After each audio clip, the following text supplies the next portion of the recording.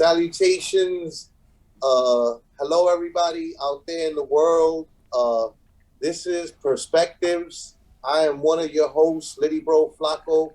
My co-host is right here to my side, Holden Stephan Roy. Holden, say hi, Holden. Hi, Holden. What up? And today we got guest, prolific MC. Man. What do you call that? That people of the pillar of the community, right? Like that. Like Absolutely. Right now, literally, he's the reason that we're a little tardy is because the man was literally at This meeting is being recorded. Oh yeah, I forgot about that. You were at a fundraiser, was it? Or community? The Technique, Immortal Tech, he has this program, nonprofit, called the Rebel Army Runs, where since the pandemic has started, we've literally been taking food and supplies to the elderly in New York City housing. So yes. Right now, we are literally packing up this van right here with stuff, and I saw the message. I was like, oh, because we're a little behind schedule, so that's literally what I'm doing. We just we just came from Jetro, got a whole bunch of supplies and stuff. We're about to hit Isaac houses tomorrow on the east side. Give out to the elderly, give these people, because people can't get around, people don't have, people scared to come out because you know what's going on in the streets, bro. So yes. We just trying to get it to them, literally just trying to get it to them. You know what I'm saying? So that's what I was doing.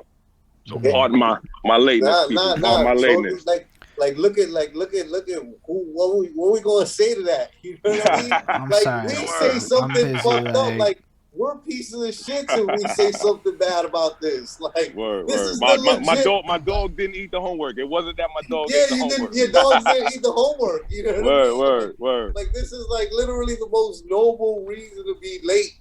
Like you were literally being a man of the people and like helping the community. You know what I mean? Like not just like, the community, the elderly who need care. Yes.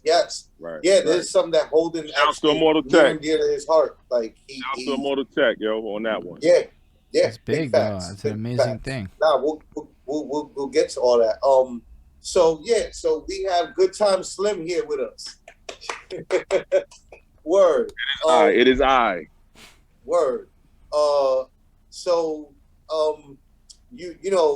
Usually the way we start the show is like I give everybody like a rundown of like how we got the show started, but like I'm gonna try to give you an abbreviated version. Like suffice it to say that like I met Holden on like the Humble, right, doing promo on the last album, and like dude is just a really great interviewer. You know what I mean? And like after doing an interview with him, I was just like, yo.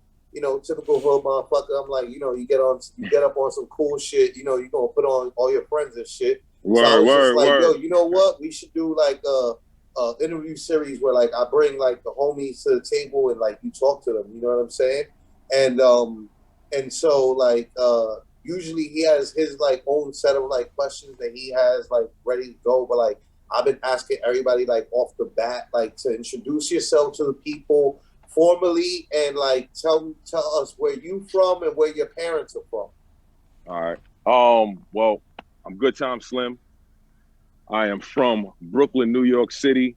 My parents are from Brooklyn, New York City. A lot of my family is from Brooklyn, New York City. I'm a New Yorker. I've never left the state, never left the city. I've been here my whole life. So Dutch, you know how we do, bro. Like, yeah, I already know. I'm a New Yorker for life, so I feel you. For life. And I'm not one of those that's thinking about leaving because it's tough out here. Nah, yo, this is the city is my life force, bro. I can never leave this city. You know what I'm saying? So that's who I am. That talk. I talk this talk very often, and I don't think people really understand. Like, but you know what's even more beautiful? I think is when you travel. And you've traveled other places, right? Yes, and and you can speak from like a real like, yo, this is like, yeah, I've been to other places, like, and I love going other places, but I need to live here because this is what sustains me and keeps me going. This is my fuel to my tank. Facts. Like certain Facts. cars can only take unleaded, and like this is my unleaded. You know, like Facts. I need that New York City gas. You know, like and you know, for years you've always heard, oh, this place is like NY, that place is like NY, that place is like NY, and then you get to that place and it's not like NY. Not like New York. It's not like New York. Like... It's never like New York. People are always like, yo, it's like New York. And it's not. It's not. It's its own beautiful city. That it's like, yo, this is dope for this reason and that reason. I think you were pitching me wrong here. You know what I mean? Like, let me help you improve your pitch on your city. You know, I will say this: if you were born here, the appreciation isn't attained until, like you say, until you travel elsewhere and you used to waking up at 2:45 in the morning. Yo, I need to go outside and grab something. I'm hungry, thirsty, or I want I want to go. Like you can't wake up at midnight, get dressed at 2:00 and leave out at 2:30 and have fun anywhere else. Like no. You can't do you know that. Everywhere else, you gotta leave by like a certain time because you know that the party is gonna be over like around 2 in the morning. You know, 1:00. So, like, actually, let's keep it real. 1:00. Everything shut down 1:00 everywhere else. Yep. Yeah. So that sounds terrible.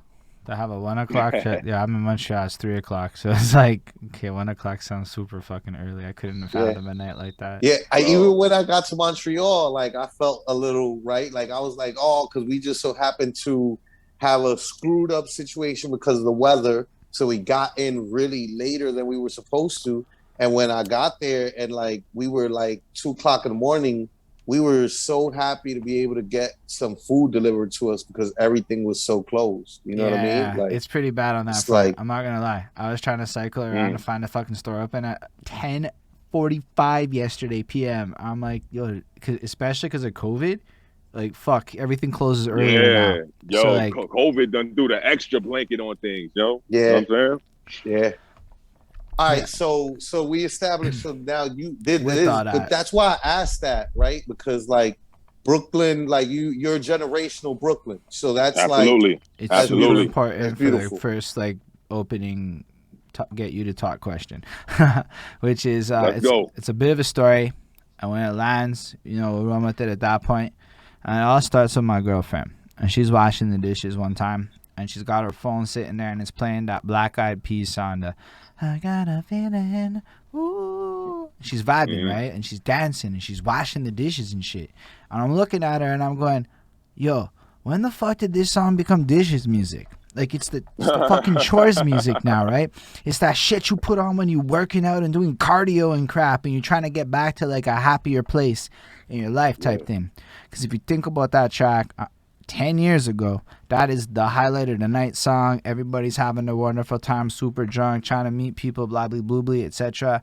But like 10 years goes by, the song doesn't change at all. But now it's everybody's chores music and exercise music and all this shit. And I was like, that's super nifty how as we get older, the context that surrounds this song can change so much that the song doesn't change in any way. But we treat this song so very differently because of how our lives have changed. And as I asked this question, you start thinking like, yo, imagine all them little 20-year-olds and how they have no idea that in 10 years the Cardi B's and whatnot is their chores music. But then you realize all that modern day club music is still like your chores music today if you're at that right age, right? Because you still want to get that groove on, even if it's a new song or whatever. All that to say, like, music and the context and our relationship with it, it's on this journey that's always kind of evolving and like growing over time. And it got me thinking a lot about like our musical journeys as like artists and whatnot, and how most of the time when we talk about them or think about them, we all start with this, I got into hip hop at this time, where it's like, sure, yes, or like, I'm an adolescent, I like these things, but that's not really like the beginning of a person's musical journey, right? You've been hearing music since the minute you're probably born. Even there might have been music in the hospital playing type thing. Like I can remember being 4 or 5 years old. I have no fucking control over anything. My dad's got these gray boxes, the fucking amplifier, the radios, the tape deck with the fucking wires going everywhere to these speakers all around and shit. It's busting Led Zeppelin tapes. And at like nighttime, I can remember the 1990s dance music straight from the clubs of Montreal pumping through the apartment type thing. At Christmas time, we've got this one tape, and it's these EDM remixes to fucking Christmas songs, and that was like present opening music. And so you got all these songs and all these different sounds and shit that kind of make up this like soundscape to your existence when you're young, these different vibes based on who's around and what's around and the tech and all this other stuff. So I was hoping that you could bring us all the way back to the youngest Goodtime Slim you can remember being, and tell us a little bit, especially because we ain't from Brooklyn everywhere. You guys might be. We ain't from this part of town. I'm from Montreal and shit. What it was like to sounds like, and the experiences of being a super young one coming up in Brooklyn like that. All right, that's something that I actually go back into my memory tunnel often and think about. When I was growing up, soul music was the thing. So you talking about like early mid 80s, soul music was the thing, right? Because all our elders were teenagers and young men and women in the 70s. So that's the music that they brought into us. One of my earliest memories of music that influenced me, and this is crazy because I think about this very often, is my mom, when she was alive, her getting ready for work would be the clock radio playing on BLS, WBLS. That's one of the biggest R&B stations in New York City to this day still. You know what I'm saying? So it would be certain, they only play adult contemporary R&B. You know what I'm saying? So those songs that I would just be getting ready to while she was getting ready for work, I'm getting ready for school, those songs that she would listen to that I had no control over. Like you said, you don't got no control when you're a kid. You just got to listen to what they listening to, you watching what they watching, and you going where they going. That's just it. You know what I'm saying? So those are the songs in my adulthood that I want to hear right now. And I'm an MC. I love hip hop to my core. I don't want to listen to rap though. In my spare time, I listen to that music that I grew up listening to. So that also affected my content. Like the stuff that I rap about is the stuff that the old souls was singing about. I rap about that kind of stuff because that's all I know. That's all I feel. Like I never had a problem finding content. I never had a problem finding content to talk about because the music that I listened to always was very deep. Like adult contemporary music is all breaking up, getting back together, who you love, who you lost, decisions, perspective on life. That's all that kind of music is. So that's why my music and my genre that I'm in, it reflects that. And that's all from upbringing. I'm talking about 6, 7, 8 years old. That's amazing. That's cool, because that's kind of like why we asked the question a little bit. But the other half of why we asked the question is to get some good stories of you being 6 years old up in Brooklyn and what it's like growing up there, right? Cause exactly. Yo, Flacco, I was in Brownsville, I was in Van Dyke Projects at that time, bro. You know what I'm saying? I was in Brownsville. Let me be clear. I do not know what you're saying. So do not know. Exactly. Yeah, that's something that we've discovered in this. But that's what's good, right? Is like that's what we doing is like we documenting like our lives, right? Like that's why I fuck with Holden, right? Because he talks to me about shit that I'm like, man, why the fuck all the interviews I do as a rapper are like based around like the shit that like got me into hip hop. Rapping, what my present rapping shit is. Like, let's talk about like my life growing up. That's dope. Right. And that's something that exactly. And that's what like I've been enjoying. Like I didn't know when we did the interview with Penn, I was like, and Penn like told me that he got like an aunt that like used to sing and had like a record. I'm like, oh yeah, what? Big time. Yeah, like but that's cool to me because I don't like it's like I'm getting to know my friends even better, right? But and then like so there's dope.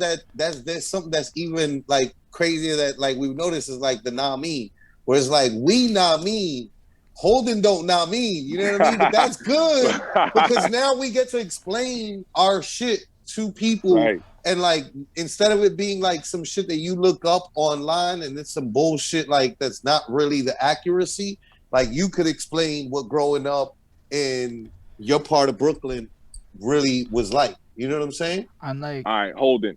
We're gonna get you meaning by the time this is over. I love it.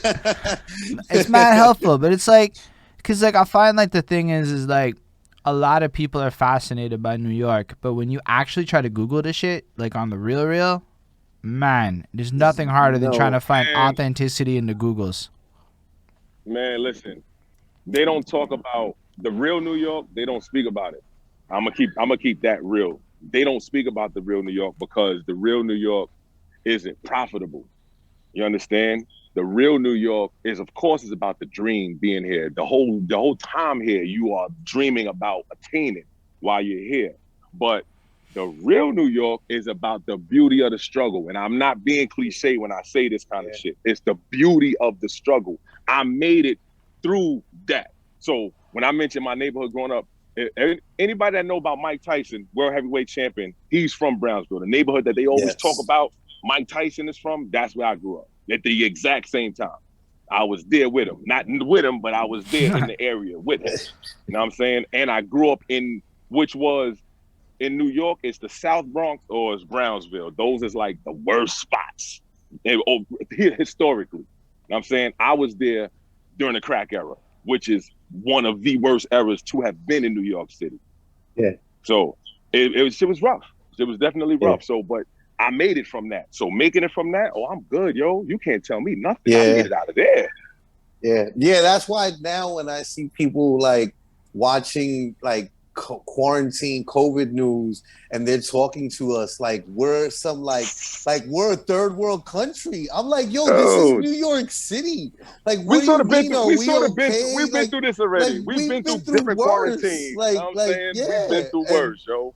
It's just one of those things where it's just like being through the crack era makes me feel very much so like I've been through the worst. So like 9/11 and blackouts and COVID are just like, these are just small hiccups. Like, I remember like growing up and like there being like crackheads on like your building front stoop and like in like depending on the size of your building that you lived in, they might be in your building. Like, you know what I mean? Like, I remember this shit being really fucked up and bad. Like, New Jack City wasn't like a fictional when they showed that wasn't an exaggeration. Like when they depicted crack vials and like the different color tops in the school in the playground, park, in the kids' playground. That's not a fictionalization. I remember being a child in child parks and there being crack vials everywhere. You know what I mean? Right. So like coming from that, to echo what you're saying, Slim, like I feel the same way. Where it's just like I don't feel like this COVID thing was that bad at all. Like if anything, I feel like very happy about all the people who are posers and aren't from here and they immediately left. Because they bounced immediately, like, oh my God, it's not safe. This is gonna be ground zero for the zombie apocalypse and shit. Right, it's like, good, bye, bitch. You don't belong here. You never belonged here. You shouldn't have never moved here. Real New Yorkers ain't trying where the fuck you come from, you know? Right. And so like it ain't for everybody. Yeah, it's not. It's rough, but like that roughness. You know, that's why you have we're battle tested. We're very battle tested. You got beautiful statements like a rose out of concrete. You're not going to get that right. You know, you don't get that saying in a place not like New York City. You can only get that in New York City. I agree. It's very unique to our position. Know what I'm saying? You know what I mean? In this case, I do know what you mean. Yes. But no, what's crazy is how every like local like every region has their own. I mean, in Canada it's A, so like just A. we all got our shits. But I was watching ESTG interview on the Breakfast Club, and like you could tell he you know, like he fresh out them streets. You know what I'm saying? And he not from New York City, so I think I don't know where he's from. But like he kept on saying, "You feel me?" I think he's from the South. He should because he signed to Yo Gotti. So he kept on saying, like "You feel me? You feel me?" And like at the end of every sentence was like, "You feel me? You feel me? You feel me?" And I was like, "You feel me?" Is the Southern Nami. Like that is the Southern Nami right there. Like that's a, you feel me? Like you dig.